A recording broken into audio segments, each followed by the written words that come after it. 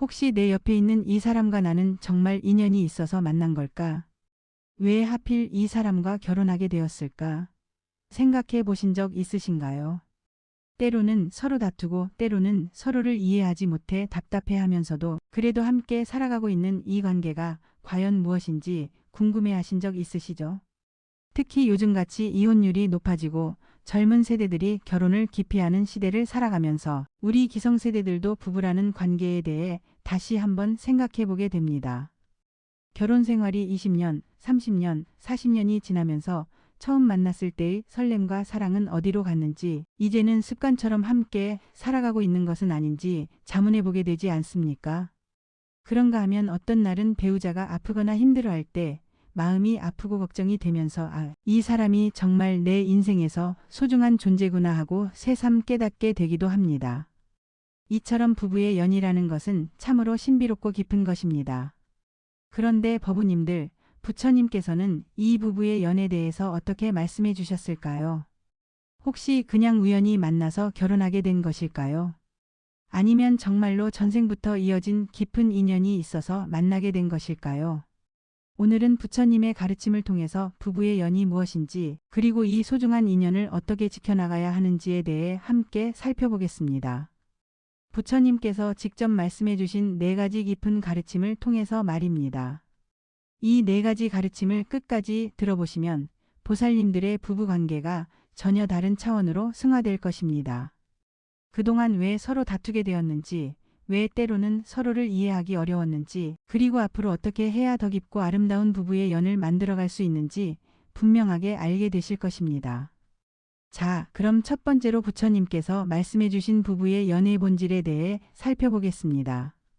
법화경에 이런 말씀이 있습니다. 중생들이 서로 만나는 것은 모두 무량겁 전부터 맺어진 인연의 결과이니 하물며 부부로 만나는 것은 더욱 깊은 숙연이 있어서이다. 이 말씀의 뜻을 좀 더 자세히 살펴보겠습니다. 부처님께서는 우리가 이 세상에서 만나는 모든 인연이 결코 우연이 아니라고 말씀하셨습니다. 특히 부부로 만나는 것은 그 중에서도 가장 깊고 오래된 인연이라는 것입니다. 생각해 보십시오. 이 넓은 세상에 수많은 남녀가 살고 있는데 하필 내가 이 사람과 만나서 결혼하게 되었다는 것이 정말 우연일까요? 서로 다른 집안에서 태어나고 서로 다른 환경에서 자라났는데도 어느 순간 만나서 서로 사랑하게 되고 결혼에 이르게 된다는 건 말입니다. 부처님께서는 이것이 바로 전생부터 이어져 온 깊은 인연의 결과라고 말씀해 주셨습니다. 그런데 여기서 중요한 것은 단순히 인연이 있어서 만났다는 것으로 끝나는 것이 아니라 그 인연을 어떻게 발전시켜 나가느냐 하는 것입니다. 옛날에 이런 일이 있었습니다. 부처님 시대에 한 부부가 있었는데 남편은 아내를 매우 사랑했지만 아내는 늘 남편을 원망하고 미워했습니다. 그래서 이 부부가 부처님께 와서 물었습니다. 세존이시여, 저희는 왜 이렇게 서로 다른 마음을 가지게 되었습니까? 부처님께서 답하셨습니다. 전생의 남편은 아내에게 많은 도움을 주었지만 아내는 남편에게 해를 끼쳤기 때문이다. 하지만 이것도 모두 인연이니 이제부터라도 서로 자비로운 마음을 가지고 대한다면 좋은 인연으로 바뀔 수 있다. 이 이야기에서 우리가 알 수 있는 것은 부부의 인연이라는 것이 단순히 좋은 것만 있는 것이 아니라는 점입니다. 때로는 전생에 좋은 인연으로 만나기도 하지만 때로는 서로에게 빚진 것이 있어서 만나기도 한다는 것입니다. 그렇다면 우리는 이것을 어떻게 받아들여야 할까요? 만약 우리 부부 관계에서 힘든 일들이 있다면 이것은 전생에 내가 잘못해서 그런가 보다라고 체념해야 할까요? 그렇지 않습니다.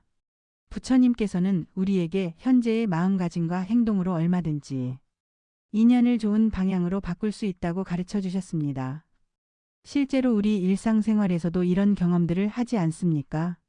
처음에는 배우자의 어떤 습관이나 말투가 마음에 들지 않아서 자주 다투었는데 시간이 지나면서 서로를 이해하게 되고 오히려 그런 점들이 귀여워 보이게 되는 경우 말입니다.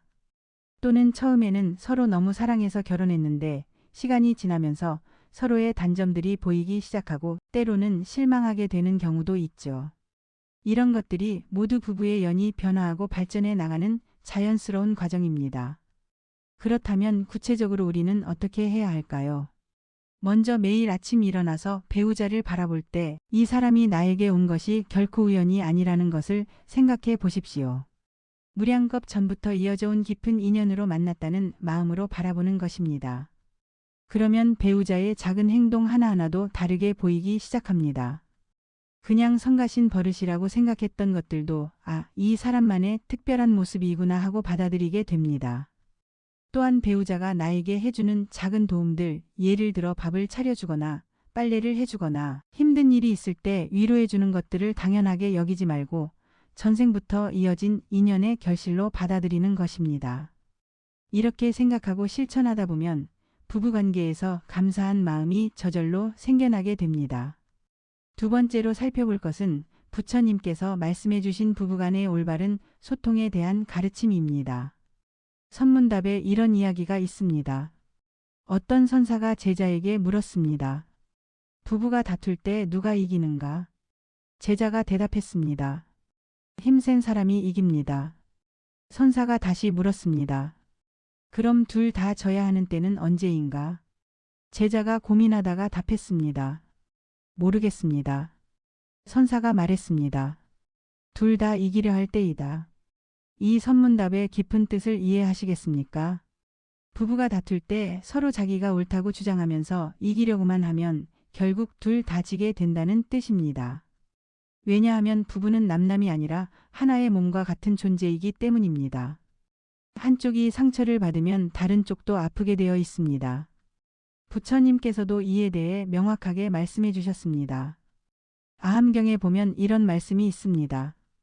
부부는 서로 다른 몸을 가지고 있지만 마음은 하나가 되어야 하고 서로 다른 생각을 가질 수 있지만 목표는 같아야 한다. 이 말씀을 현실적으로 적용해 보면 어떻게 될까요? 일상생활에서 부부가 의견이 다를 때가 많이 있지 않습니까? 예를 들어 자녀 교육 문제라든지 돈을 어떻게 쓸 것인지 휴가를 어디로 갈 것인지 같은 문제들 말입니다. 이럴 때 대부분의 부부들은 어떻게 하십니까? 당신이 틀렸고 내가 맞다는 식으로 서로 자기 주장만 내세우는 경우가 많습니다. 그러면 목소리가 큰 사람이 이기거나 아니면 더 고집이 센 사람이 이기게 됩니다. 하지만 이것은 진정한 의미에서 해결이 아닙니다. 표면적으로는 한 사람이 이긴 것 같지만 실제로는 부부관계 자체가 손상을 입게 되는 것입니다. 그렇다면 부처님께서 가르쳐 주신 올바른 소통 방법은 무엇일까요? 먼저 상대방의 의견을 끝까지 들어주는 것입니다. 중간에 끼어들어서 반박하지 말고 배우자가 왜 그런 생각을 하게 되었는지 충분히 이해하려고 노력하는 것입니다. 이것이 바로 부처님께서 말씀하신 듣는 자비입니다. 그 다음에는 내 의견을 말할 때도 내가 옳고 당신이 틀렸다는 식이 아니라 나는 이렇게 생각하는데 어떻게 생각하시나요? 라는 식으로 대화하는 것입니다. 이렇게 하면 서로의 의견이 달라도 다투지 않고 좋은 결론을 찾을 수 있게 됩니다. 실제로 한 보살님께서 이런 경험담을 들려주신 적이 있습니다. 결혼 30년 동안 남편과 큰소리 한 번 하지 않고 살아왔다는 것입니다. 그 비결을 물었더니 이렇게 답하시더군요. 남편이 화를 낼 때마다 저 사람도 나름대로 이유가 있겠지라고 생각하고 일단 들어주었습니다. 그러면 남편도 화가 가라앉고 나서 제 의견을 들어주게 되더라고요. 이것이 바로 부처님께서 가르쳐 주신 지혜로운 소통법입니다. 그런데 여기서 더 중요한 것이 있습니다. 단순히 기술적으로 잘 대화하는 것이 아니라 마음 자체를 바꾸는 것입니다. 배우자를 내 소유물이나 내 편의를 위한 존재로 보지 않고 독립적인 인격을 가진 소중한 존재로 바라보는 것입니다. 매일 밤 잠자리에 들기 전에 이렇게 생각해 보십시오. 오늘 하루도 이 사람과 함께 보낼 수 있어서 감사했다. 내일도 서로를 더 잘 이해할 수 있는 하루가 되게 해달라. 이런 마음으로 하루하루를 시작하고 마무리한다면 부부간의 소통이 전혀 달라질 것입니다. 세 번째로 살펴볼 것은 부처님께서 말씀해 주신 부부간의 자비와 인내에 대한 가르침입니다. 정토삼부경 중 관무량수경에 보면 이런 말씀이 있습니다. 서로 사랑하는 사람들도 결국은 헤어질 때가 온다. 하지만 진정한 사랑은 이별을 두려워하지 않고 현재의 인연을 소중히 여기는 것이다. 이 말씀이 처음에는 좀 냉정하게 들릴 수도 있습니다. 서로 사랑하는 사람들도 결국은 헤어진다니 너무 슬픈 이야기 아니냐고 생각하실 수도 있죠. 하지만 부처님께서 이 말씀을 하신 진정한 의도는 우리에게 절망을 주시려는 것이 아닙니다. 오히려 현재 함께 있는 시간이 얼마나 소중한 것인지 깨닫게 해주시려는 것입니다. 생각해 보십시오. 우리 부부도 언젠가는 헤어질 때가 올 것입니다. 한 사람이 먼저 세상을 떠나게 되겠죠. 그때가 되어서야 그때 좀 더 잘해줄 걸 그때 화내지 말고 참을 걸 하고 후회한들 무슨 소용이 있겠습니까? 그래서 부처님께서는 지금 이 순간 함께 있는 시간을 정말 소중하게 여기라고 말씀해 주신 것입니다. 이와 관련해서 선사들의 어록에 이런 이야기가 있습니다. 어떤 부부가 늘 다투면서 살았는데 남편이 갑자기 병에 걸려 위독해졌습니다. 그때서야 아내가 정신을 차리고 간병을 정성껏 했습니다. 다행히 남편이 회복되었는데 그 이후로 이 부부는 전혀 다투지 않고 화목하게 살았다고 합니다. 사람들이 그 이유를 물어보니 아내가 이렇게 답했다고 합니다. 남편이 아플 때 깨달았어요. 이 사람과 함께 할 수 있는 시간이 얼마 남지 않을 수도 있다는 것을.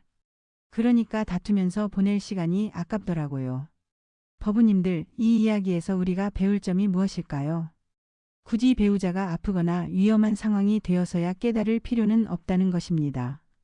지금 당장 그런 마음으로 배우자를 대할 수 있다는 것입니다. 매일 아침 배우자를 볼 때 오늘도 이 사람과 함께 할 수 있어서 감사하다는 마음을 가지는 것입니다. 배우자가 나를 화나게 하는 말을 했을 때도 이 사람과 다툴 시간에 차라리 사랑하자는 마음을 가지는 것입니다. 이것이 바로 부처님께서 말씀하신 자비의 실천입니다. 그런데 여기서 중요한 것은 단순히 참기만 하라는 것이 아닙니다. 무조건 참고 억지로 웃으라는 것이 아니라 진정으로 상대방을 이해하고 받아들이는 마음을 가지라는 것입니다. 예를 들어 배우자가 집안일을 제대로 하지 않는다고 화가 날 때 저 사람은 왜 저럴까? 정말 이기적이야 라고 생각하는 대신 저 사람도 나름대로 힘든 일이 있을 것이다. 내가 좀 더 도와줄 수 있는 방법은 없을까? 라고 생각해 보는 것입니다. 또는 배우자가 나의 의견에 반대할 때 저 사람은 늘 내 말을 듣지 않아 라고 섭섭해하는 대신 저 사람도 자기 나름의 생각이 있겠지. 한번 들어보자는 마음을 가지는 것입니다. 이렇게 하면 참는 것이 억지가 아니라 자연스러운 일이 됩니다. 그리고 실제로 많은 문제들이 저절로 해결되는 것을 경험하게 됩니다. 구체적인 실천 방법을 하나 더 말씀드리겠습니다. 매일 밤 잠자리에 들기 전에 그날 배우자가 나에게 해준 일들을 하나씩 떠올려 보는 것입니다. 아무리 사소한 것이라도 좋습니다. 밥을 해준 것, 설거지를 해준 것, 문을 열어준 것, 웃어준 것. 이런 작은 일들까지도 감사한 마음으로 떠올려 보는 것입니다. 그러면 하루 종일 배우자 때문에 화가 났던 일들도 금세 사라지게 됩니다. 그리고 내일은 더 좋은 마음으로 배우자를 대할 수 있게 됩니다. 네 번째이자 마지막으로 살펴볼 것은 부처님께서 말씀해 주신 부부가 함께 걸어가야 할 수행의 길에 대한 가르침입니다. 법화경에 이런 말씀이 있습니다. 두 사람이 함께 부처님의 길을 걸어갈 때 그들의 공덕은 각자 혼자 수행할 때보다 1000배, 10,000배 더 크다. 이 말씀의 의미를 생각해 보십시오. 부부가 단순히 생활만 함께 하는 것이 아니라 정신적으로도 함께 성장해 나간다면 얼마나 아름다운 일이겠습니까? 서로가 서로에게 좋은 도반이 되어서 함께 부처님의 가르침을 실천하며 살아가는 것 말입니다. 그런데 현실에서는 어떻습니까? 많은 경우 부부 중 한 사람만 불교에 관심을 가지고 다른 한 사람은 무관심하거나 심지어 반대하는 경우도 있습니다. 또 절에 가냐? 염불만 하면 뭐하냐? 이런 식으로 말하는 경우도 있죠. 이럴 때는 어떻게 해야 할까? 상대방을 억지로 절에 끌고 가거나 염불하라고 강요해서는 안 됩니다. 그보다는 내가 먼저 불법을 실천하는 모습을 보여주는 것이 중요합니다. 부처님께서 말씀하신 자비와 지혜를 일상생활에서 실천하는 것입니다. 예를 들어 화를 잘 내던 사람이 불법을 만난 후에 차분해졌다면 배우자도 이 사람이 달라졌네 하고 느끼게 됩니다. 욕심이 많던 사람이 나누는 기쁨을 알게 되었다면 배우자도 그 변화를 인정하게 됩니다. 이렇게 변화된 모습을 보여주면 배우자도 자연스럽게 불법에 관심을 가지게 됩니다.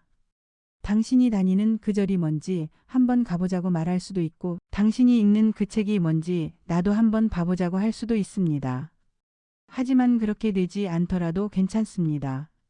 부처님께서는 모든 중생이 각자의 때가 있다고 말씀하셨기 때문입니다. 지금 당장 배우자가 불법에 관심을 보이지 않더라도 내가 꾸준히 실천하는 모습을 보여준다면 언젠가는 그 공덕이 배우자에게도 미치게 됩니다. 그리고 설령 배우자가 끝까지 불법에 관심을 보이지 않더라도 내가 불법을 실천함으로써 더 좋은 배우자가 된다면 그것만으로도 충분한 가치가 있습니다. 반대로 부부가 모두 불법에 관심이 있다면 이보다 더 좋은 일이 어디 있겠습니까? 함께 절에 가서 법회에 참석하고 함께 경전을 읽고 토론하며 함께 수행하는 것입니다. 이때 주의할 점이 있다면 서로의 수행 정도를 비교하지 말아야 한다는 것입니다. 당신은 아직 멀었어. 나는 이미 이 정도 깨달았는데. 당신은 왜 그 모양이야? 이런 식으로 생각해서는 안 됩니다. 수행은 남과 비교하는 것이 아니라 어제의 나와 오늘의 나를 비교하는 것이기 때문입니다.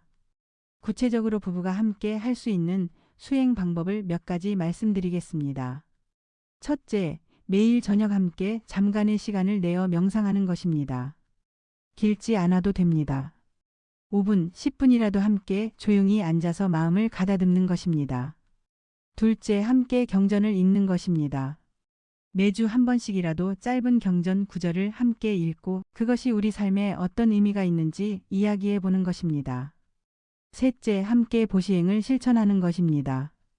어려운 이웃을 도와주거나 절에 공양을 올리거나 불우한 어린이들을 후원하는 등의 일을 함께 하는 것입니다. 이렇게 함께 선한 일을 하면 부부의 마음이 더욱 가까워집니다. 넷째, 함께 절에 가서 법회에 참석하는 것입니다. 스님의 법문을 함께 듣고 다른 불자님들과 함께 예불을 드리며 공동체의 일원으로서 함께 성장하는 것입니다. 이런 식으로 부부가 함께 수행의 길을 걸어간다면 그들의 관계는 단순한 애정이나 의무를 넘어서 더 깊고 숭고한 차원으로 승화될 것입니다. 서로가 서로에게 가장 가까운 도반이 되어서 함께 부처님의 길을 향해 정진하는 것입니다. 그리고 이런 부부에게서 자라난 자녀들도 자연스럽게 올바른 가치관을 가지고 성장하게 됩니다.